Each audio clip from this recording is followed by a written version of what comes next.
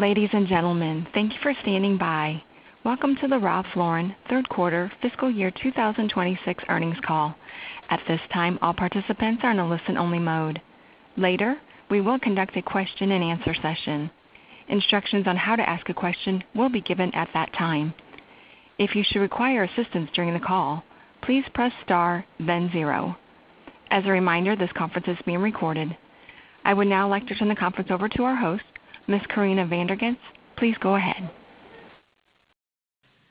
Good morning, and thank you for joining Ralph Lauren's third quarter fiscal 2026 conference call.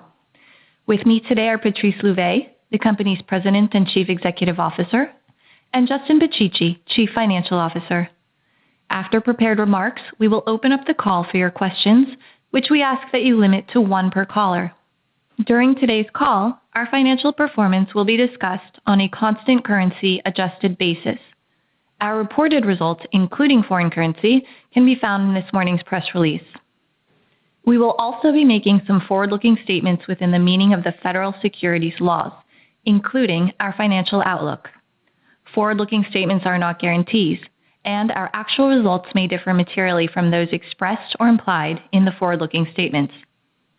Our expectations contain many risks and uncertainties.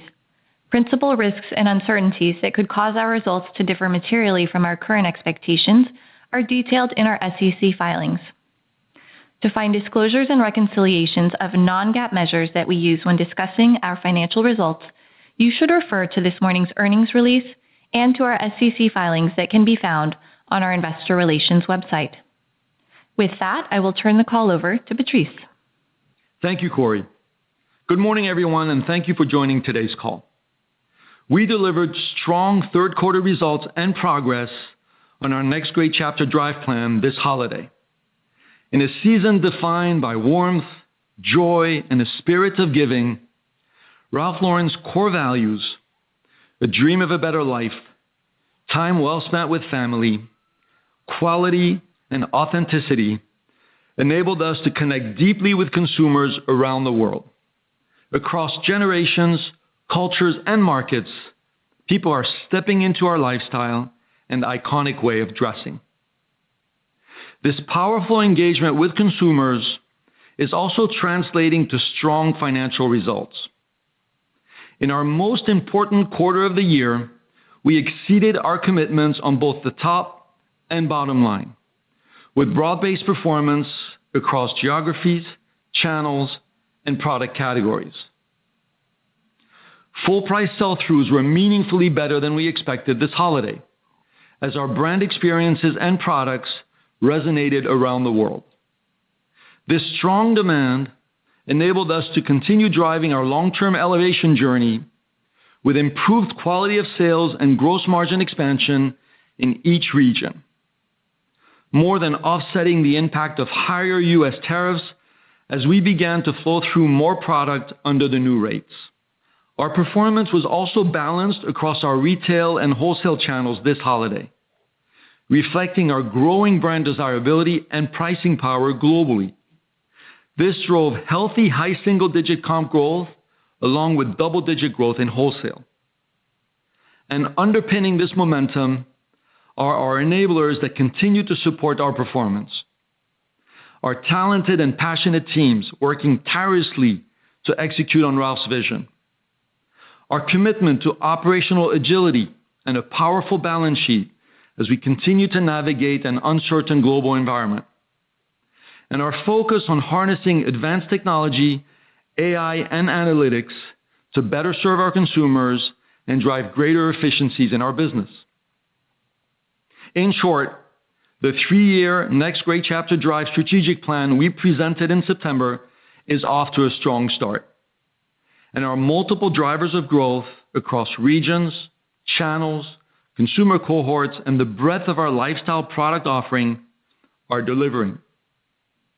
Let me take you through a few highlights from the quarter across the 3 strategic pillars of the plan. As a reminder, these include: first, elevate and energize our lifestyle brand. Second, drive the core and expand for more. And third, win in key cities with our consumer ecosystem. starting with our efforts to elevate and energize our lifestyle brand. For nearly 60 years, Ralph has inspired people to step into their own dream of a better life. From the cozy elegance of a Ralph Lauren Christmas to the optimism and adrenaline of the Olympics, we sit at the heart of culture. And over the holiday season, our teams continue to reinforce our place in culture, bringing our unique form of cinematic storytelling to life across markets and platforms, transporting both new and existing consumers into our world. Key highlights from the third quarter included, first, our Holiday 25 Mountain Living and Timeless Gifting campaigns, translating the magic and easy elegance of Ralph Lauren around the world. We brought this to life this season through our immersive pop-up experiences in London, Los Angeles, Tokyo, Munich, and Seoul, creating winter wonderlands as only Ralph can, featuring Ralph's coffee, special guest performances, family photos, hand-painted denim jackets and candles, and even our own Christmas tree farm. Along with a range of other activations, including our AI-powered store windows featuring our Polo Bear and digital campaigns, our holiday campaigns drove a combined 2.9 billion global impressions. Next, we continue to reinforce our position as one of the leading luxury apparel brands in the world of sports. During the quarter, we unveiled our Team USA uniforms for the Milan Cortina Winter Olympics, with special celebrations in New York City and in Milan with Vogue and GQ Italia. We're excited to feature inspiring stories that highlight the athletes' dedication and perseverance to reach one of the greatest events on the world stage. I encourage you to check out all the looks, starting with tomorrow's opening ceremony. In the world of car racing, Lando Norris, our Polo Red fragrance ambassador, won the 2025 Formula One World Drivers' Championship. And we renewed our long-standing partnership as an official sponsor of US Open Tennis Championships, one of the most electric events of the year in tennis. In Asia, we continue to build our elevated brand awareness and affinity through our Very Ralph documentary events in Hong Kong and Singapore, featuring celebrities and friends of the brand. Our Polo Originals campaign in Tokyo showcased Ralph Lauren's leadership in everyday luxury styling, uniquely blending Japanese refinement with American heritage dressing. And finally, we outfitted an exciting group of actors and artists, including Jennifer Aniston, Rose Byrne, Emily Blunt, Chase Infinity, Jessie Buckley, and more for the Elle Women in Hollywood celebration. Together, these global activations are driving strong, sustainable growth in new customer acquisition and retention. In the third quarter, we added 2.1 million new consumers to our DTC businesses, on top of last year's 1.9 million record results, driven by digital and full-price store customers.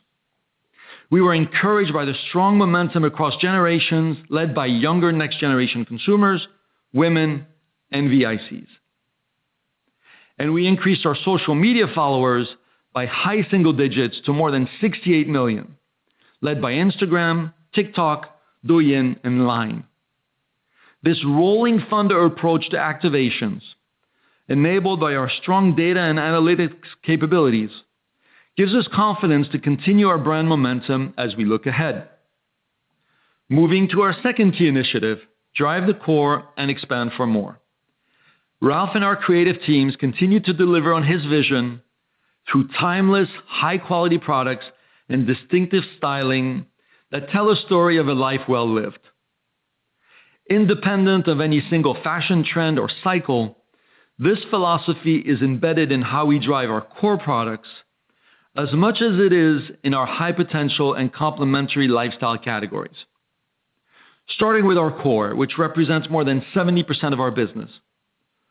Core product sales grew low double digits this quarter, driven by strength in our cotton cable knits, jersey, wool cashmere, and flax sweaters, all perfect for gifting. Oxford and linen shirts, rugby and quarter-zip knit tops, and our iconic polo caps. Our holiday campaigns also drove healthy full-price demand in our core children's programs, led by our elevated sweaters and mid-weight down jackets and knit and fleece sets. Our high-potential categories, including women's apparel, outerwear, and handbags, continue to be accelerators for our business. Together, these categories increased high teens, outpacing total company growth in the quarter.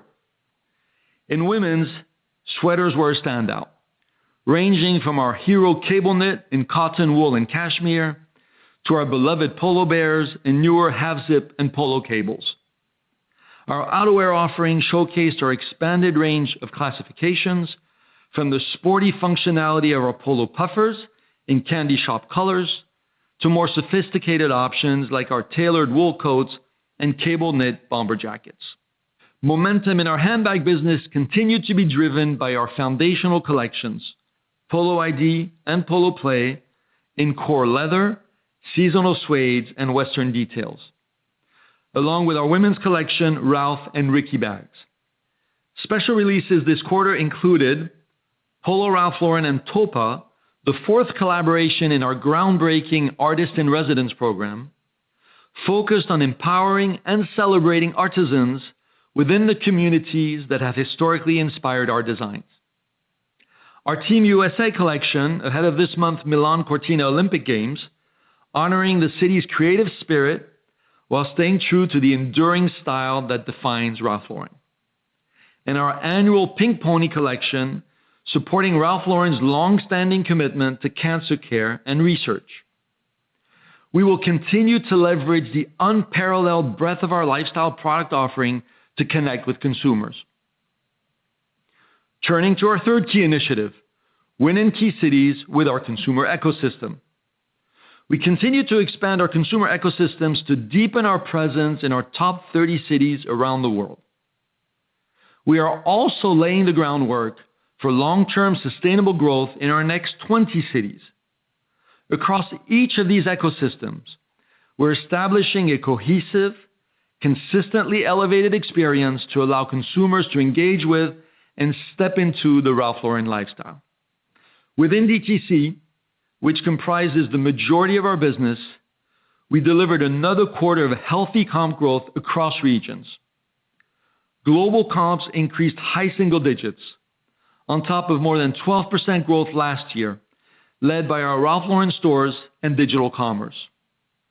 We were also excited to launch our Ralph Lauren TikTok shop in the US this quarter, becoming the first luxury fashion brand with an always-on presence on the platform. The shop features a curated assortment, including core polo bestsellers and seasonal refreshes, tailored to this platform's next-gen audience, including younger male shoppers. By region, Asia once again led our growth, with sales up more than 20%, driven by all key markets. China grew more than 30% this quarter, ahead of our outlook, as we continue to strengthen and grow our elevated brand across the market. Our China performance was supported by our holiday and Very Ralph campaigns, continued expansion on Douyin, and another outstanding Singles Day with high-quality, double-digit revenue growth and strong new customer acquisition around the event. Europe and North America also delivered high-quality growth this quarter on top of last year's strong compares.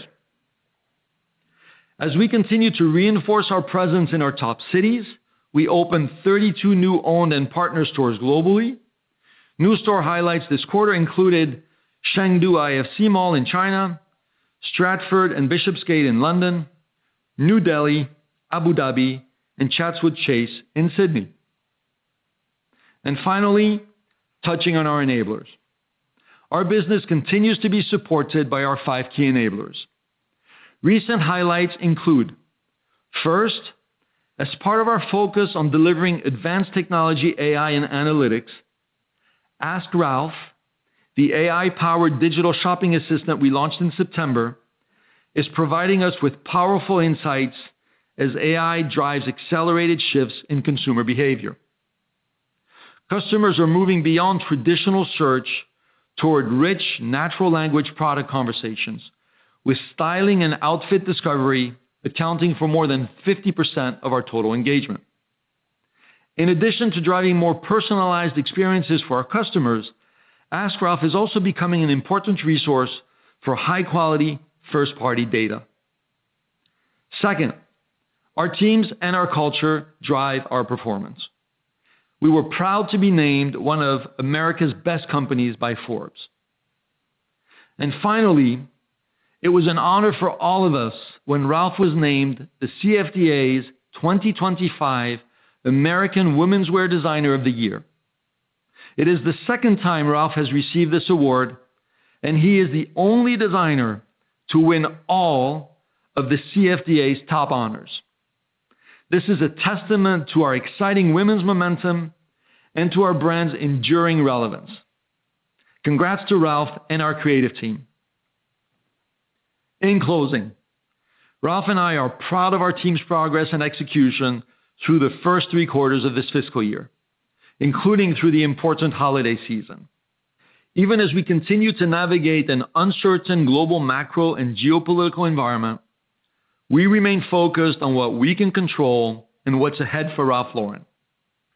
Creating value through our powerful brand that is as relevant today with Gen Z as it is with our silver spenders, a relentless focus on driving our core while also accelerating our high-potential category opportunities, meaningful geographic white space, which we are developing with a thoughtful approach to our top cities, and a proven ability to execute with creativity, agility, and operating discipline. And before I hand it over to Justin, we'd like to extend a warm welcome to our newest board member, Cesar Conde. Cesar brings rich experience from the world of modern media, particularly with international expansion and broadening brand reach to more diverse global audiences. We're excited to have him join us. With that, I'll hand it over to Justin, and I'll join him at the end to answer your questions. Thanks, Patrice, and good morning, everyone. This holiday quarter reinforced our strong execution against our Next Great Chapter Drive strategy. Results were ahead of our expectations, with a healthy balance of revenue growth and accelerated quality of sales to deliver margin expansion ahead of plan. We continued to advance meaningfully on our long-term elevation journey, with double-digit AUR growth on better-than-expected full-price sales and solid new customer acquisition across all regions. At the same time, we further invested in our key strategic priorities to enable sustainable, longer-term growth and value creation. And we achieved all of this while continuing to strengthen our balance sheet and cash flows, with approximately $650 million in free cash flows and $500 million in returns to shareholders this year to date. Our performance gives us increased confidence in our trajectory, and as a result, we raised our expectations for fiscal 26, reflecting our strong execution through the first 3 quarters and a modestly improved outlook for the balance of year. Let me walk you through our financial highlights from the third quarter, which, as a reminder, are provided on a constant currency basis. Total company third quarter revenue growth of 10% was above our mid-single-digit outlook, even as we lapped exceptionally strong holiday performance last year. Asia led our performance, increasing 22%, followed by North America up 8% and Europe up 4%. Total company retail comps increased 9%, with balanced growth across our own digital business and brick-and-mortar channels.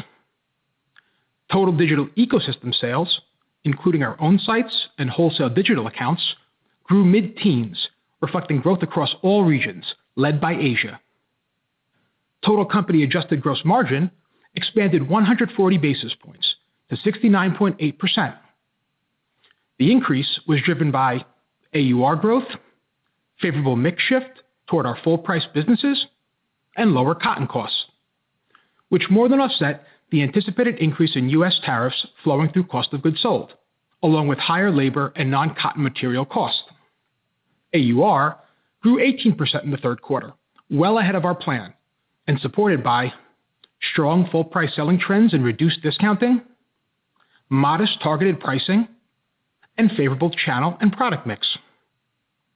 Across all three regions, outsized full-price consumer demand early in the season enabled us to pull back even more on planned holiday promotions this quarter. We now expect high single to low double-digit AUR growth in the fourth quarter, with the flexibility to further reduce discounting based on selling trends. Adjusted operating expenses grew 9%, a 50 basis point decline as a percentage of sales to last year, reflecting leverage even as we increased marketing investments to support our expanded holiday and localized key city activations. Marketing was 8% of third quarter sales, compared to 7.1% last year. With revenue growth exceeding our initial expectations for this year and strong returns on our brand activations, we are taking up our full-year marketing outlook to a range of 7.5% to 8%, in line with our long-term expectations.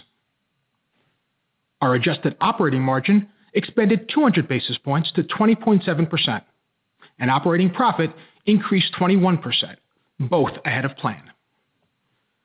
Moving to segment performance, and starting with North America, third quarter revenue grew 8%, above our expectations, with strong performance across both our DTC and wholesale businesses.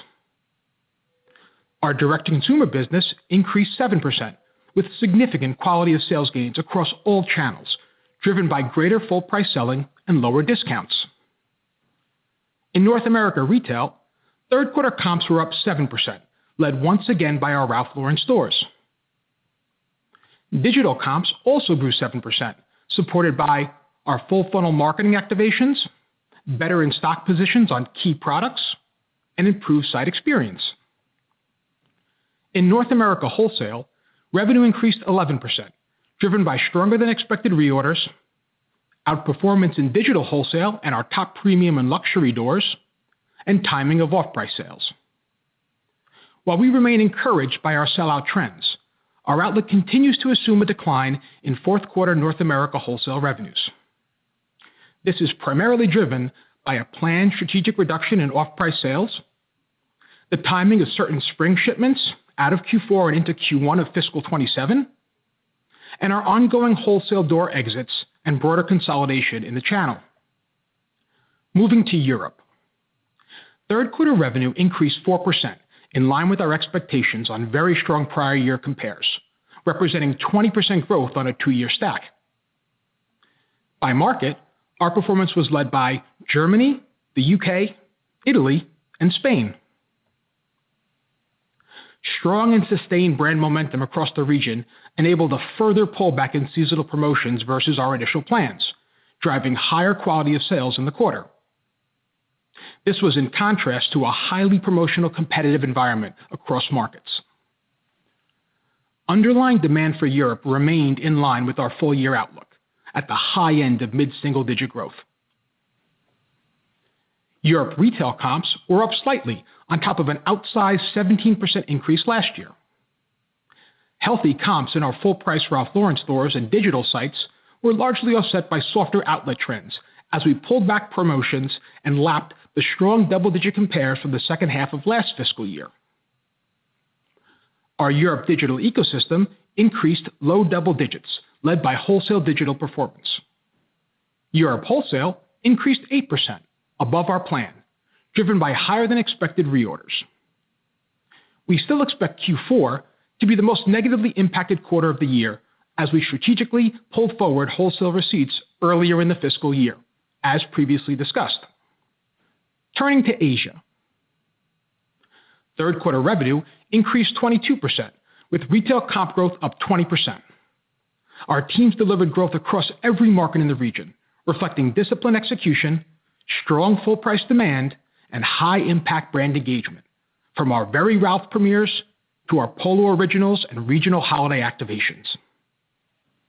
Once again, China led our growth, with sales up more than 30% to last year, driven by comps and new customer recruitment, with strong performance during key events like Golden Week and Singles Day, and continued growth on Douyin.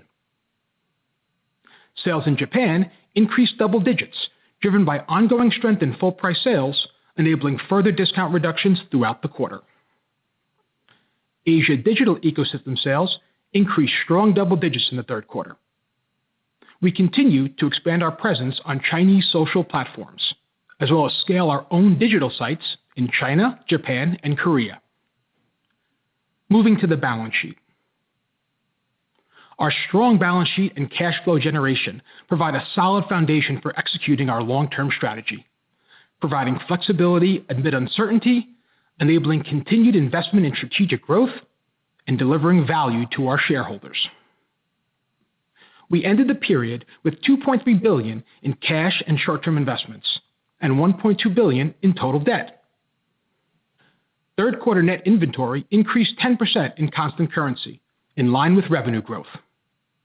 Our inventories remain well positioned to meet consumer demand as we close out the holiday season and begin transitioning to spring.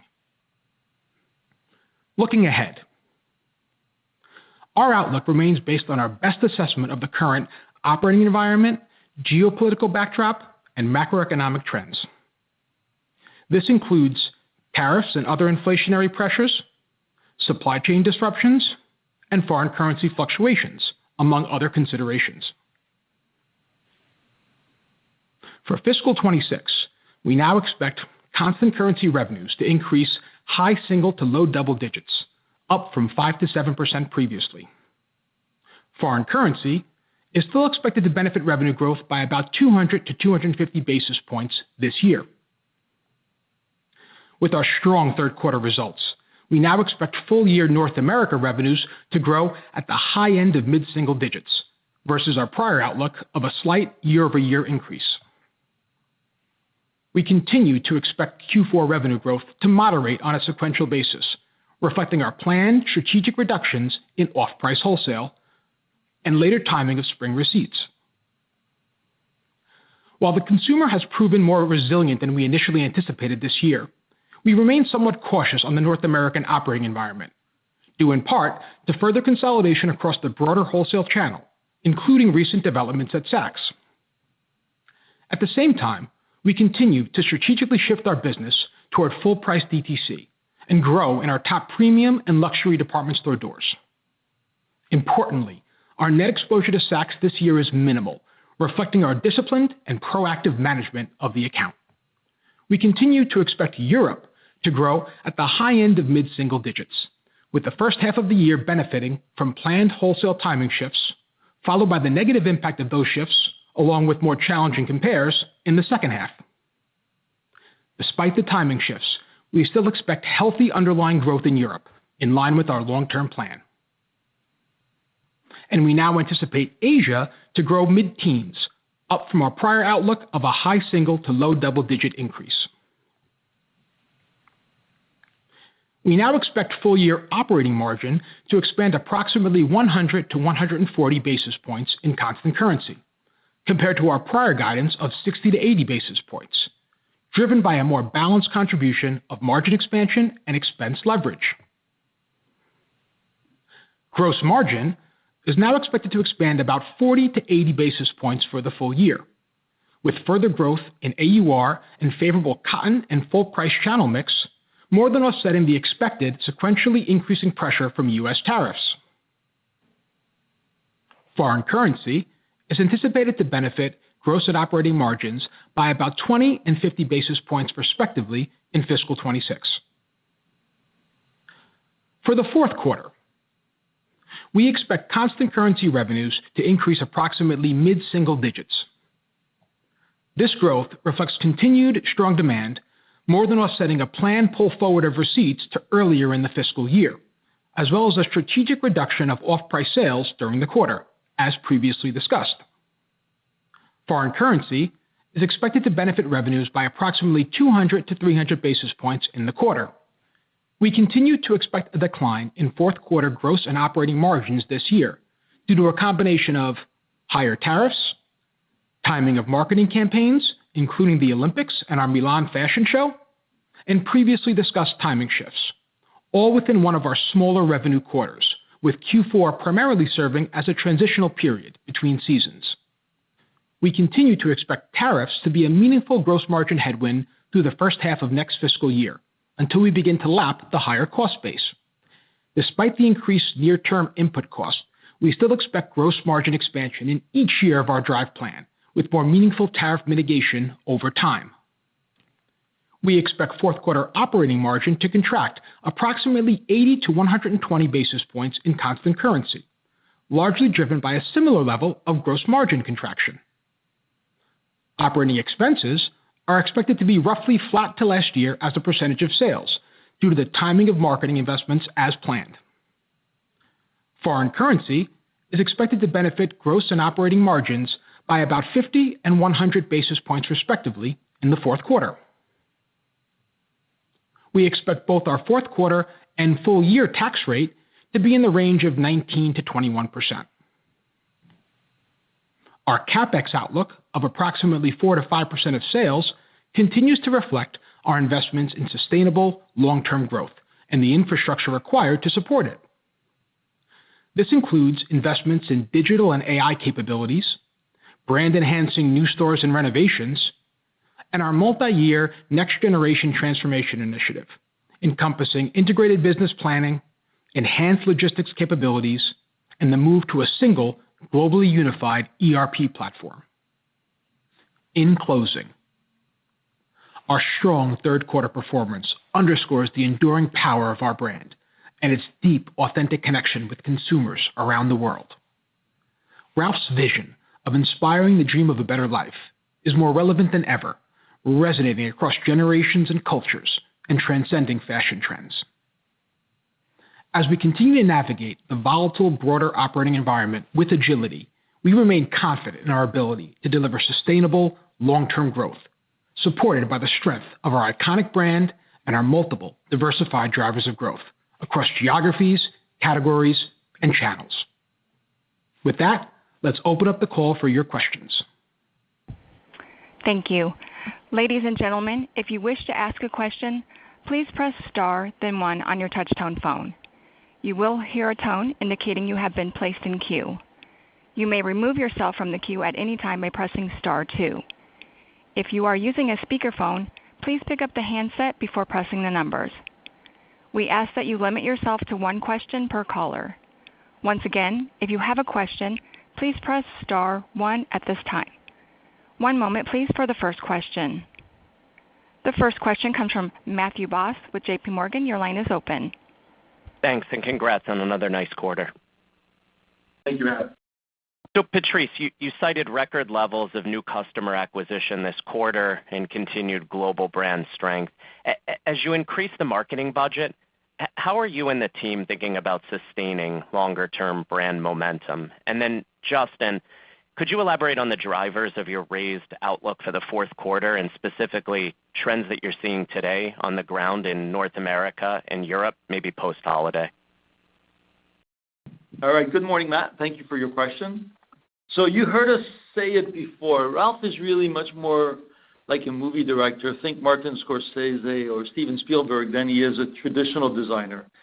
And he and his talented creative design team invite really people into a cinematic world, right? So it's not just through products like our cashmere sweaters or our polo shirts, but really through cultural moments and experiences that transcend trends, that we attract and retain consumers into our brand. So yes, we had a great holiday, but we think beyond the moment in time. And listen, whether that's quiet luxury or Ralph Lauren Christmas or quarter zip sweaters or anything else, we're not reliant on these trends. Now, that said, they rarely happen by chance, right? They reflect the work our teams deliver to weave our brand into the fabric of culture around the world. Ultimately, we've transformed our approach to marketing over the past few years. Now it's always on in our key cities with a rolling thunder of activations. So moving past this holiday, you can see it now, right? We just finished our Milan's fashion show, men's fashion show with very strong feedback. I'd say even well beyond our expectations. Tomorrow we have our biggest fashion show, which is the opening ceremony of the Winter Olympic Games, expected to be viewed by more than 2 billion people. And then next Tuesday, we have our women's collection show here in New York. And that's just part of that drumbeat of marketing activations.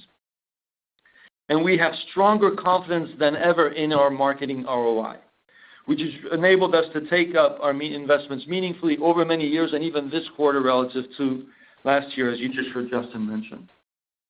So listen, the results are clear, they're healthy, they're durable, and we're fundamentally shifting our consumer base toward a higher value consumer over time. Think more full price, skewing younger, and more women. Now, this isn't just about marketing, all right? Our consumers stay with us because we're consistently delivering what only Ralph Lauren can. The cinematic storytelling that we pair with AI-powered insights, a broad, timeless product portfolio offering superior value, and our elevated go-to-market experiences across both digital and brick and mortar. And it's the consistent execution across all aspects of our business that has led to 50% of our customers staying with us over 10 years and 25% for over 20 years. So together, this is what's reinforcing our luxury equity and our value proposition, and it's reflected in the way our brand is resonating broadly across generations, across geographies, channels, and cultures. Not just today or for a trend cycle, but for a lifetime. And Matt, on the outlook for Q4, we saw continued broad-based global momentum across regions and channels behind our brand and our business through and coming out of holiday. So we took up our Q4 outlook based on this continued momentum, notably in North America, where despite a pretty volatile, choppy operating environment, we continue to drive solid, high-quality, balanced growth across channels this past quarter. Asia also, really strong momentum behind our businesses across markets in that region. Now, we do expect some moderation in Q4 growth versus the quarter we're coming off of, and that's driven by the timing of wholesale receipts in North America and Europe and a strategic reduction of sales in the off-price channel, as I mentioned in my prepared remarks. But underlying demand remains healthy, and our core consumer continues to be resilient. And we expect a healthy, solid underlying growth trend for Q4, as reflected in that mid-single-digit guide, and as we head into the spring selling season in earnest. Thank you. Next question, please. Thank you. Our next question comes from Jay Sole with UBS. Your line is open.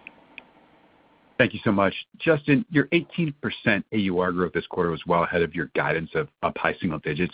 Could you just walk us through the drivers of your AUR increase? And are you starting to see any price resistance from consumers at these levels? And also, if you could describe where the company is in terms of full price selling today and maybe what the ultimate opportunity is long term. Thank you. Sure. Morning, Jay. Thanks for the question. So look, we're really encouraged by the consistency of our execution and the results we've been delivering over really an extended period of time under this next great chapter strategy. AUR growth is one important output of that long-term brand elevation strategy, though it's not the only driver of our revenue growth. And as we've talked before, our growth is and will continue to be driven by a combination of new customer acquisitions, Patrice just talked, targeted unit growth, and AUR expansion. And specifically on AUR, this quarter builds on more than 8 years of consistent AUR growth, right? And our drivers remain durable, and we still have meaningful runway ahead of us in each of our regions. And these drivers include our investments in brand elevation and marketing to support full-price customer acquisition and retention, favorable geo and channel mix with Asia and full-price DTC continuing to lead our growth, an increasingly elevated product mix, and we enhance, our offering, we scale our high-potential categories, reduced promotional activity as we leverage analytics to be more precise in our offers, and targeted pricing, focused on delivering really compelling customer value. Now, this fiscal year, strong full-price demand enabled us to pull back on promos even more than we initially planned across all regions, including in the third quarter. And that reduction in discounting, that was the primary driver of that AUR growth coming in at high teens for the quarter ahead of the original expectation of up high single digits. All of our other durable AUR drivers, they contributed about equally, I would say, to our growth. And importantly, we haven't experienced price resistance from our core customers.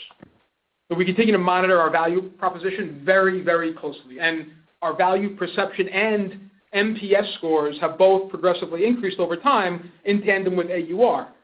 And we're encouraged by the solid comp growth we're delivering and the share gains we're seeing across markets alongside this AUR expansion. Our focus remains on driving sustainable top-line growth while continuing to strengthen our quality of sales. It's very much an and for us. It's not an either or an or. And it's all part of our longer-term plan to continue to elevate our brand and invest in our future, all while delivering healthy growth and margin expansion. And on the full price business point, full price continues to lead our business performance, and that's true really across markets, across channels, across product categories. When you think about the share of our customer base, as we add more and more new consumers to DTC, and you heard Patrice talk about the 2.1 million this quarter, they're more and more skewing towards full price. So that percentage of our total customer base continues to increase over time, and you see that not only in the customer info, but in our KPIs and our quality of sales metrics. Thank you. Julie, next question, please. Thank you. Our next question comes from Laurent Vasilescu with BNP Paribas. Your line is open. Oh, good morning. Thank you very much for taking my question. I wanted to ask about Europe. Justin, I think you called out better performance from full-price stores versus outlets as the offset. Can you maybe quantify the spread for the audience to get to the comp? And then bigger picture for the year, I think you called out Europe is guided to be up high end of mid-singles. Just want to confirm that for the audience that's on a CC basis. And if so, that implies Europe could be flattish for 4Q. So I'm just curious to know if that's driven by conservatism or, Patrice, is there anything that you want to call out for the audience on what you're seeing in Europe for this quarter? Thank you very much. Thanks, Laurent. So our underlying growth in Europe continues to be healthy and strong. And that's what we've been delivering from the region, for the past several years. In both Q3 and fiscal 26, our call for fiscal 26, they're coming in where we expected them to, right? With that full year outlook up at the high end of mid-single digits in line with our plan and longer-term growth outlook for Europe. We're happy with the underlying growth that we're seeing in Europe. And overall, if you look at it from a long-term basis, we've been pretty consistent in delivering solid, high-quality growth, especially if you normalize out some of the one-time things like COVID and timing shifts. Our strategy is working, and it's a great example of elevated execution and brand positioning across all channels throughout the region, strong, high-quality partnerships, solid new customer acquisition. To your point, Laurent, the full-price business is leading our growth, and that continues to be a trend, which in Q3, it provided us with really the strategic opportunity to lean a bit more into enhancing our quality of sales, pull back on discounts, still deliver comp growth, which you see come through those quality of sales in the AUR and in the gross margins. And we still delivered comp growth despite being up versus a very strong baseline in the prior year, right? We're up high teens in the prior year, right? This was really also an investment to drive durable growth beyond this quarter. So, there's been a little noise. Timing shifts have made it a bit more challenging to get a beat on the underlying trend from quarter to quarter. And that's why we've specifically provided that full year trend in our latest guide, which continues to be steady, healthy, high-quality top-line growth in that mid-single digit range, which we feel really good about. And we still feel like that's the right normalized level of growth looking ahead, and we're well on track to deliver that. And for Q4, I would say our outlook for Europe is slightly up. But again, the underlying growth trend, a bit more normalized in that mid-single digit range because you do have some of those timing shifts that are pressuring that top-line trend. Yeah, I would add, Laurent, Justin's right. There's noise in the numbers because of timing for Europe. But a few things to call out. First of all, our core consumer is resilient, continues to be healthy and resilient across the European market. And we saw particular strength this time in Germany and UK, our largest markets, but also good strength in Southern Europe as well. Second piece is the brand momentum continues to be strong. And we see that across the key metrics, whether that's NPS, whether that's how we're continuing to bring in new consumers into the company and into the brand over the quarter. And then third, just reiterating Justin's point, we were very choiceful in terms of interventions for Europe in Q3. We felt really good about the progress in our full-price stores. We have very strong digital performance that quarter. We have very healthy wholesale performance. And that allowed us to pull back on our promotional activities further than expected in outlets very deliberately because, listen, we're playing the long game, right? And to Jay's earlier question on full price selling and others, that's where we're moving towards, right? And so when we see opportunities to pull back on promotional activity, we will take advantage of it in the context of a business that is quite healthy, that we're very excited about, and it's got good momentum. Thank you. Next question. Thank you. Our next question comes from Michael Binetti with Evercore ISI. Your line is open.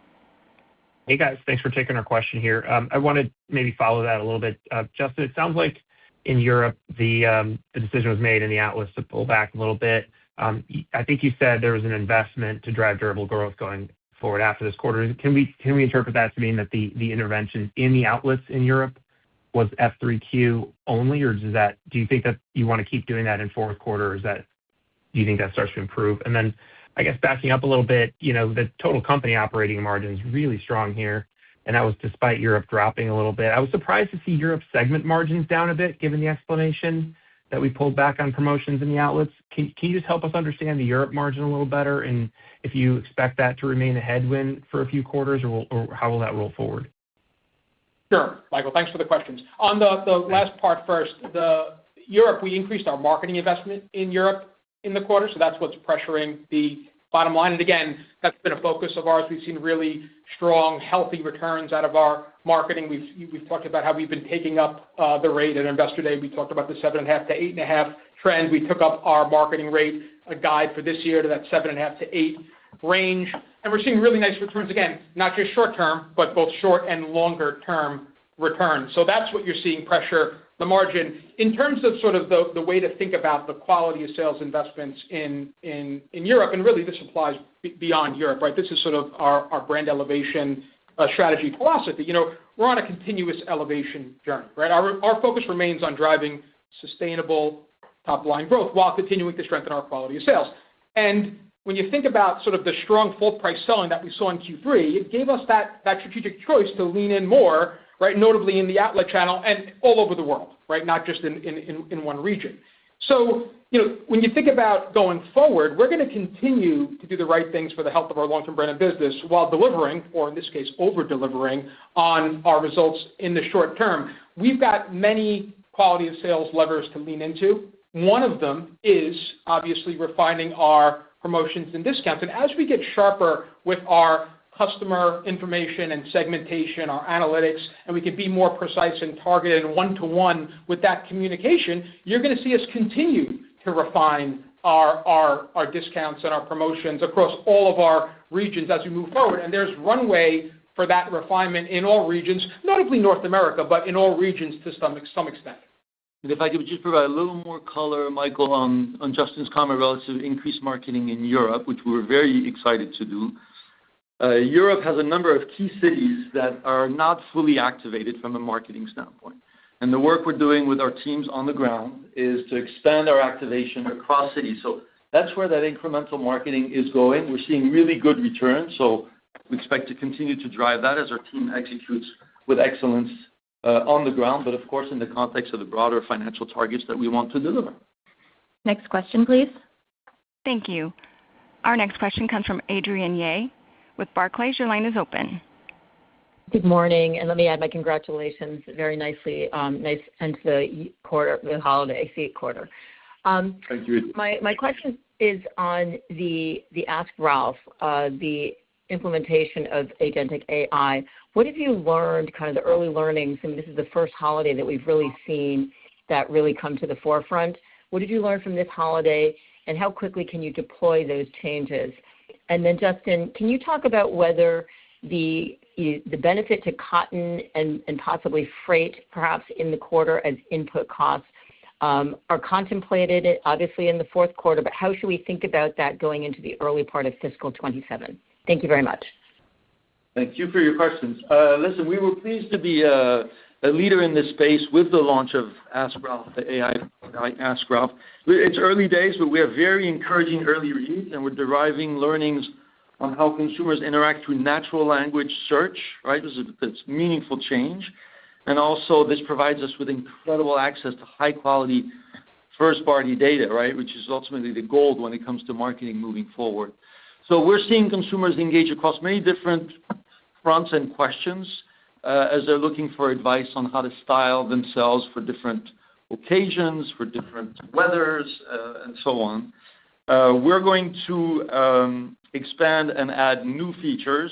So right now you will have noticed we don't have our full brand portfolio on it yet. We're going to be adding that shortly. We're also looking to further integrate it into our overall digital ecosystem. Right now it's only available on the app in the US. You're going to see us expand that.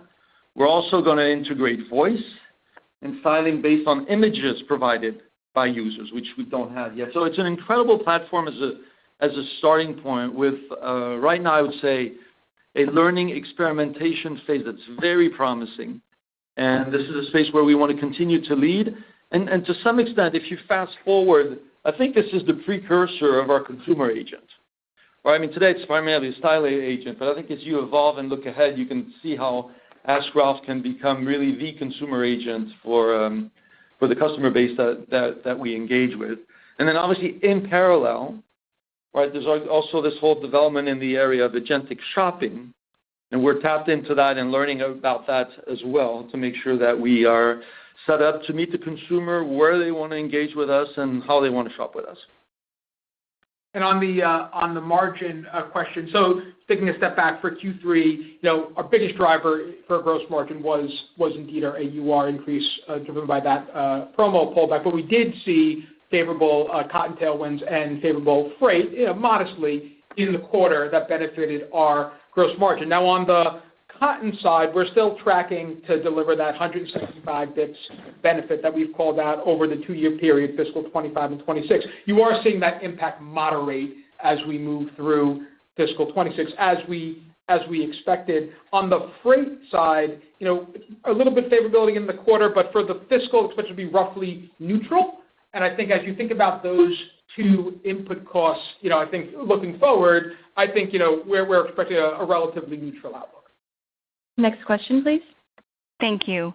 Our next question comes from Blake Anderson with Jefferies LLC. Your line is open. Hi, guys. Congrats on the nice holiday. Wanted to ask on Q4 as well, just kind of on the margin outlook there. So I know you said the contraction on the operating margin side is mainly tariffs. I think gross margin. You just mentioned cost inflation. Just curious why you wouldn't be able to offset that with the continued AUR growth for Q4. Any other conservatism or factors we should be considering? And then as you think about the ability to mitigate tariffs next year, I think you said you're looking to be able to do that. How do we think about mitigating those tariffs in the first half of next year? Thank you. Yeah, thanks for the question. Listen, we're feeling really good about what we've been able to deliver with our gross margin expansion. We actually improved our Q4 outlook from our original implied guidance. And, while tariffs have remained largely unchanged, we've been able to mitigate the related cost inflation better than we expected. And we obviously exceeded our expectations in Q3 with that higher full price selling and AUR outperformance, which drove our gross margin beat and more than offset the tariff flow through the cost of goods sold, which ramped up in the third quarter as we anticipated. We still expect Q4 to be the most impacted quarter this fiscal year in terms of year-over-year gross margin pressure, and that's consistent with our planned cadence, right? It's a combination of the reciprocal tariffs and the timing shifts we made to accelerate receipts earlier in the fiscal year during the pause periods, and this is in one of our smaller sort of revenue quarters of the year, the transitional quarter between seasons. And as I mentioned, the benefit from cotton cost also moderates, and it's worth noting we are up against a very, very strong gross margin baseline in Q4 of last year. But even with that year one tariff pressure, right, we're now expecting 40 to 80 bips of gross margin expansion this fiscal year, and we've also taken up our Q4 AUR guide to high single to low double digit range. Beyond this fiscal year, we still expect to expand gross margin and mitigate the cost inflation.